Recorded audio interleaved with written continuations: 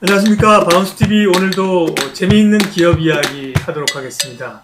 미국에 있는 조그만 시골 은행인데 혁신의 아이콘으로 떠오른 은행이 있다고 해요. 슬로우뱅킹. 그 다음에 유명한 CEO 한 명이 이 은행을 바꿔넣었다고 하는데, 우리도 이제 은행에 대한 은행들에 대한 얘기 궁금한데, 이 은행이 어딜까 오늘 재밌는 얘기 해드릴게요. 예, 이름하여 이 은행이 어디입니까? 움푸쿠아 은행입니다. 뭐요? 움푸쿠아.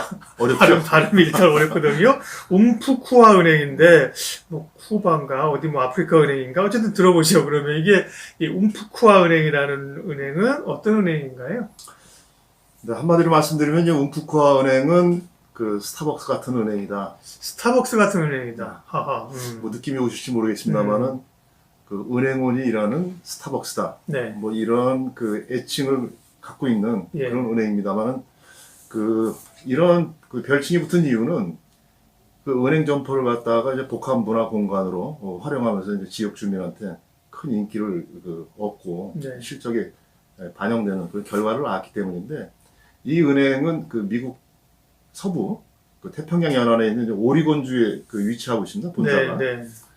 거기서 출발해가지고 지금은 이제 뭐 캘리포니아주라든지 위에 있는 워싱턴주, 네바다주, 이 미국의 어떤 그 서부 연안을 기반으로 하는 그 우리를 얘기하는 이제 지역은행이죠. 지역은행인데, 네, 네.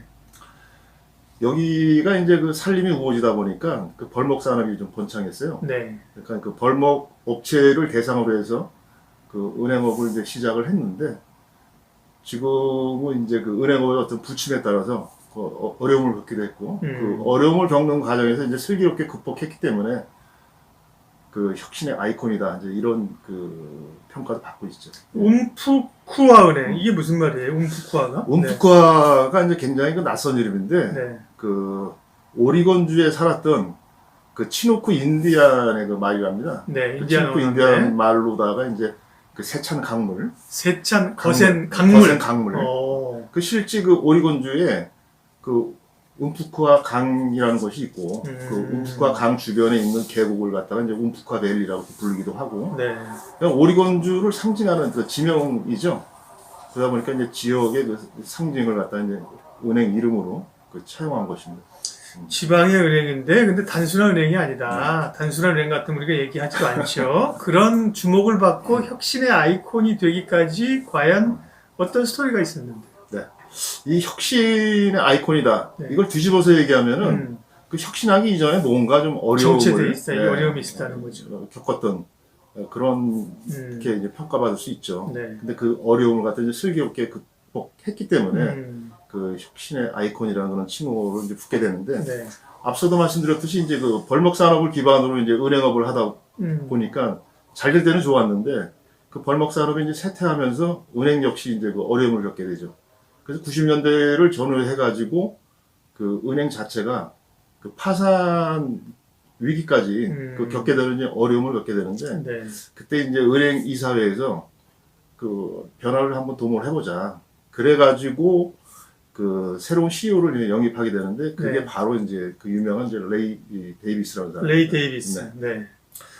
네. 이 사람이 그 최고 경영자로, 우리로 얘기하면 이제 은행장인데, 은행장이 되고 나서 놀라운 이제 변화를 겪다 보니까 그 드라마틱한 그 변신 과정, 그 결과를 놓고 이제 혁신의 아이콘이다. 이렇게 좀 평가를 하고 있는데, 이게 이제 은행업계뿐만 아니라 이제 경영학적 관점에서도 위기를 딛고 일어선 성공 사례로 많이 회자되고 있죠. 네. 점점 흥미로워집니다. 네. 그런 그 혁신 가운데 하나 대표적으로 슬로우 뱅킹이라는 단어가 있는데요. 뭐 가면은 뭐 일을 천천히 처리해 주는 건가요? 그러면 고객이 답답해할 텐데 슬로우 뱅킹이라고 하는 거는 무슨 의미예요? 예. 글쎄 뭐 처음부터 뭐 슬로우 뱅킹 라고 주창한 건 아닌 것 같고요. 네. 결과적으로 이제 슬로우 뱅킹이다. 지금은 뭐 슬로우 뱅킹 이론이라는 말까지 나올 정도로 상당히 그 연구 대상이 되고 있는 네. 그런 부분이 있죠. 근데 이 슬로우 뱅킹을 시도했던 그 레이 데이비스라는 사람이 원래 뱅커 출신이 아니라 컨설턴트였어요. 네. 여러 가지 기업의 어떤 그 발전적인 방향성을 제시하는 컨설턴트였는데, 이 사람이 그러니까 뱅커의 시각이 아니라 외부의 시각으로 은행을 어떻게 변신시키는 것이 좋겠느냐. 그러니까 고객의 관점에서 본 것이죠. 그러니까 네. 혁신이 되는 거죠, 사실. 네. 그 슬로뱅킹이라는 게 이제 네. 한마디로 얘기하면은 그 은행 점포를 갖다가 동네 사랑방처럼 이렇게 꾸며놓고 눈치 안 줄 테니까 와서 놀러 가시라. 그러니까 대면 거래를 이제 활성화시키다 보면 그 고객들은 이제 은행의 서비스를 당연히 받게 되죠. 사고, 그리고 또 은행 같은 경우는 이제 그 고객을 상대로 이제 금융상품을 팔아야 되는데 그 접촉 시간이 늘어나고 또 이제 지점에서 이제 머무는 시간이 늘어나다 보면 네. 결국 뭐 예적금이라도 하나 더 들지 않겠느냐. 또 마음에 이제 감동을 그렇죠. 주니까 하는 네. 거죠. 뭐. 자, 근데 중요한 건 고객들을 위해서 그런 환경을 만들고 사랑방도 만들고 진심으로 고객들에게 다가갔는데 고객들이 차만 드시고 가시고 예? 회사는 뭐 사랑방이 좋다고 되는데 영업 실적이 안 오르면 그 회사는 사실 존재 가치가 없잖아요. 그렇게 해서 결국은 이 은행의 외형이 늘어나고 이익이 늘어났느냐, 경영 성과가 나타났느냐가 중요한 거고. 실제로 나타난 것이죠. 예. 먼저 이제 국내에도 예를 한번 들어보면 그 강남역에 가면 이제 스코필드 그 코엑스점이 있죠. 네네. 거기 이제 별마당 도서관이라고. 강남 삼성역? 삼성역인가요? 네네. 예. 예. 거기 가면은 이제 그 스타필드 코엑스 코엑스니까, 네. 코엑스니까. 예. 거기에 보면 이제 별마당 도서관이라고 그 음. 많은 사람들이 가서 이제 인증샷도 찍고 네. 하는데 책 많고 막 계단이 있고 거기 맞습니다. 말씀하시는 거기 거죠? 책이 한 5만 권 정도 있다 그러는데 그거를 꾸미는데 한 60억 원 정도가 들었대요. 근데 그거를 만들어 놓고 나서 이제 그 사람들이 체류 시간이 길어지다 보니까 네. 인근 그 음식점이라든지 인근 매장의 매출이 한 30%가량 늘었다고 합니다. 근데 음식화도 이제 마찬가지로 이 레이 데이비스가 이제 1994년에 이제 취임을 했는데 그 이후에 이제 이 사람이 그 재임 기간 동안에 뭐 기복이 좀 있었겠습니다만 이제 연평균 한 30% 가까운 네. 그 성장률을 보였고 그리고 재임 기간 동안에 이제 점포 수가 10배가 늘어났대요. 그래서 지금 이 퇴임한 무렵에는 지점 수가 한 350개 정도 그렇게 늘어났다고 하죠. 얘기 들어보니까 그럴 만한 충분한 자격이 있습니다. 네. 자, 그런데 문제는 대면 어떻게 보면 접촉과 맞습니다. 그 다음에 관계를 통한 이런 걸 통한 그 사업이 성장한 걸로 오는데 지금은 코로나19 때문에 대면 비즈니스가 사실 거의 굉장히 줄어든 그런 상황이면 이 은행에게는 굉장히 위기겠는데요. 예. 네. 뭐 지난번에 스타벅스 얘기할 때도 뭐 스타벅스도 연내에 그 매장 250개 정도 점포를 줄이고, 좀 네. 줄이겠다고 얘기를 했는데 네. 물론 직접적으로 그 얼마나 타격이 있는지는 이제 계량하기는 어렵겠지만 결국 뭐 코로나 팬데믹으로 인해 가지고 이제 사회적 거리두기 네. 이런 부분이 있다 보니까 실적인 접촉은 이제 영향을 좀 받을 수밖에 없겠죠. 그런 측면은 약간 좀 부담 요인이 될 수 있을 텐데 네. 뭐 그동안에 뭐 어려움도 좀 겪어왔던 그런 어떤 뭐 과거의 사례가 있듯이 또 슬기롭게 넘어가지 않겠는가. 근데 그 코로나 문제는 결국 뭐 사회와 국가가 이제 공동으로 좀 해결해야 될 문제니까 뭐 이 은행의 문제는 네. 국한시킬 필요는 없겠죠. 그렇죠. 근데 네. 문제는 이제 그 많은 분들이 알고 계시겠지만 미국 서부 지역의 그 산불이 어마어마하지 않습니까? 네, 네. 아직도 뭐 다 진화가 안 된 것으로 지금 보도가 되고 있는데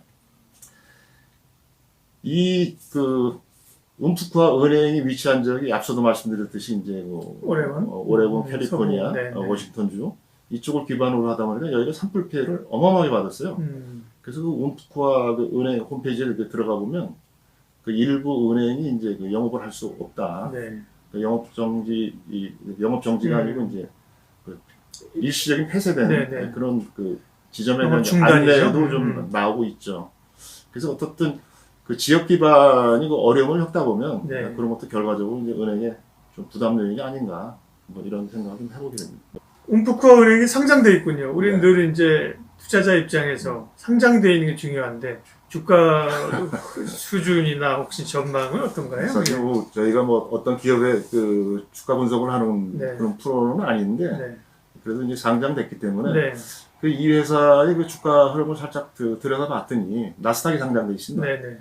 근데 이제 올 들어서 뭐 여러 은행주들과 마찬가지로 좀 낙폭이 좀 컸었어요. 1분기에는 좀 거의 한 주가가 한 반토막 정도 난 것 같은데 2분기하고 3분기에는 주가가 지금 11달러에서 12달러 그 수준에서 지금 횡보를 좀 하고 있습니다. 근데 이제 단순 비교를 좀 해보면 네. 그 미국의 그 BOA, 뱅크 오브 아메리카의 주가가 지금 한 24달러 그 전후에서 움직이고 있고요. 네. 지금 보면 그 BOA의 한 절반 수준인데, 근데 이 은행이 그 주가를 지금 많은 유수의 기관에서 전망치를 내놓은 걸 보니까 향후 좀 상승 가능성은 있는데 뭐 좀 보수적인 데는 한 13달러, 네. 조금 이제 강하게 보는 데는 한 17달러, 18달러 순까지 회복이 될 것이다라고 점치고 있는데 그 평균치를 내면 한 15, 6달러 정도가 만약에 된다면 지금보다 한 20, 30%의 성장 가능성은 있는 거 아닌가. 그렇게 뭐 예상해 볼 수 있죠. 근데 이제 은행주라는 것이 이제 거시경제하고 이제 맞물리고 또 앞서 말씀드렸듯이 그 지역의 어떤 산불 피해가 그냥 어마어마하다 보니까 지역 경제 어떤 회복 여부 이런 것도 좀 눈여겨봐야 되지 않을까 이렇게 생각이 됩니다. 은행 이름은 대단히 어렵지만 움프쿠아 은행 굉장히 그 혁신적이고 의미 있는 배울 게 많은 은행 이야기 오늘 흥미로운 기업 스토리에서 다뤄봤습니다. 고맙습니다.